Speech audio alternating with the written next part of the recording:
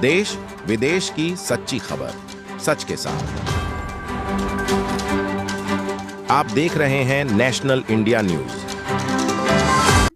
North Bengal के जलपाईगुड़ी जिला के धूपगढ़ इलाके में माध्यमिक परीक्षा के बारे में राज्य में सरकार के दिशा निर्देशों ने त्योहार पार्टी और गहरी रात तक पुरानी उंगली दिखाई।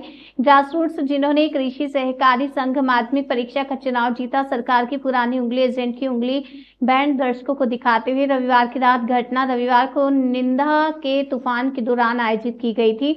उम्मीदवारों में से 6 जमीनी स्तर पर थे। सीपीएम के पास 2, बीजेपी के 1 जमीनी स्तर पर गूंज के उम्मीदवार थे। सहकारी समितियों के वार्ड के परिणामों की घोषणा रात में पूरे दिन में मतदान प्रक्रिया के बाद की गई। उसके बाद वस्तुतः त्योहार एक शांत गांव में रात की उपस्थिति लेता है और एक और जैसे जैसे ग्रीन अबीर ध्वनि के साथ फूटते हैं। स्थानीय जमीनी स्तर के नेतृत्व में कार्यकर्ता समर्थकों को बैंड पार्टी के बैंक्स व कमर बजाते हुए सिंथेसाइजर की आवाज खेलते देखा गया था। गहरी रात नृत्य और परमानंद का गवाह अन्य पुलिस कर्मियों को गवाह है, जिसमें जिला पुलिस के जवान भी शामिल हैं और वो ड्यूटी पर थे। দেখুন, তৃণমূল মানেই তো উচ্ছৃঙ্খল দল। একটা উচ্ছৃঙ্খল দলের কাছে শৃঙ্খলাবোধ হবে এ ভাবা তো অলীক কল্পনা।